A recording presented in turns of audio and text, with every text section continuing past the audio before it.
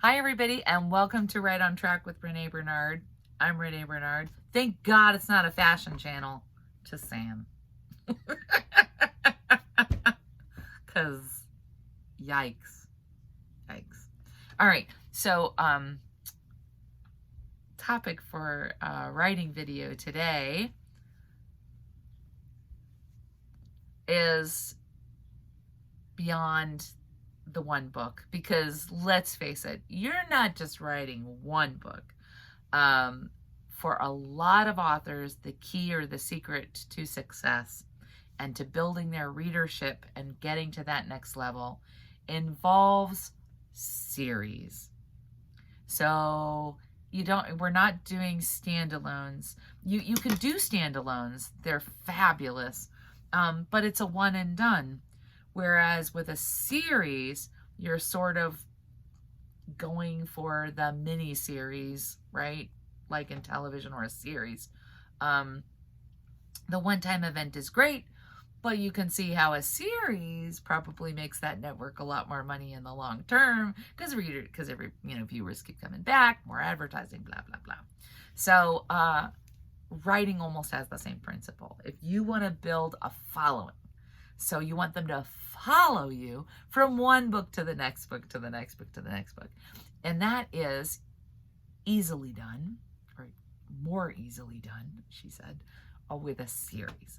So when we talk about plotting versus pantsing, or I heard a new word, plotsing, which is a combination where you have like an overall idea, but you just sort of let it flow and see if you can hit the landing, which I think is fabulous. Wow. Maybe I do a little of that. I'm going to examine it later. But when it comes to a series, hey, you pantsers out there, you're going to have to do a little bit of plotting. So the premise for a lot of series is pretty straightforward in your particular genre. You know what the rules are. For example, in romance, you're going to have a family, for example. So you'll have like a family with 5 brothers or 5 sisters, or something's going on, or it's like that musical, 7 Brides for 7 Brothers.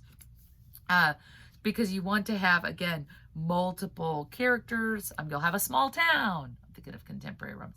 They'll have a small town. That's where small town romances, that's a whole thing, take off. But again, you want a world, you want a framework that's very like, okay, it's going to take place here. And somehow all of these characters are interconnected in some way, so that we meet them and then we're going to want to follow along and see how it develops. And woo! It's fun. But that's just the start. The best series, it's not just, and then this sister, and then this sister. It's like, what? Oh, you want to plot out what we call an umbrella arc, an umbrella overreaching arch of story. In other words, there's something actually kind of building and going on, and there's a story that is going to then conclude in a final book. And you'll know how many books there are.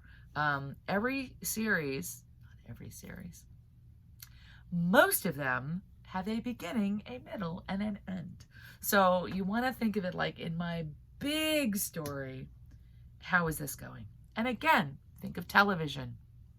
It's great, but you're looking at the overall growth of that character. If you have a character that keeps coming back again and again in books, they have to change and grow. And it's not just the same guy coming if you've done all these things to this person through 4 books, by book 5, unless they have a learning disability, they need to have grown a bit there. I'm going to say The Good Place. I love that show, but that's a fabulous example. Obviously, every show has a great, but they're chapters in books, and you can see how everything is again building and developing and going on. It's 4 seasons, but it's one overall giant story with a happy ending. Okay? So when you are thinking series, I'm going to write a series. The way to truly be successful and take it to the next level isn't just to say, again, like when you're plotting, and then this happens, and then this happens, and then this happens. It's like, but what is the big story I'm telling? Where is it going? The train has to go somewhere. Otherwise, readers will get off at the first stop, wave the train away, and go find another ride. They will. They will ditch you. It happens. So, when you're structuring, you're thinking about hooks. You're thinking about how each book hooks into the next book. Hook, hook, hook. But over the hook, hook, hook is that story, arc. Okay? So, again, I don't want it to be like a self-promotion channel, so I won't talk about my own books, but if you do want to hear about how I did that with The Jaded, you can comment below. So there you go. Because there's more than one book in you. You can do it. You can do it. So standalones get you on your feet. There's a little bit of a pun there, I think, or something there. But then to really fly, you're going to start actually crafting multi-books. You're going to do series. You're going to start really building bigger things. There's bigger things ahead. Okay. Oh my God. But I do think that overall story, ups and downs, and the conclusion, something that not a lot, but a few writers, they forget that part. So there you go. Okay. All right. Good luck today. And I hope everybody out there is staying right on track. Please, like, subscribe. And again, if you have questions or specific topics you want us to cover, I'm happy to do that. Okay, everybody, write that book. I'll see you next time.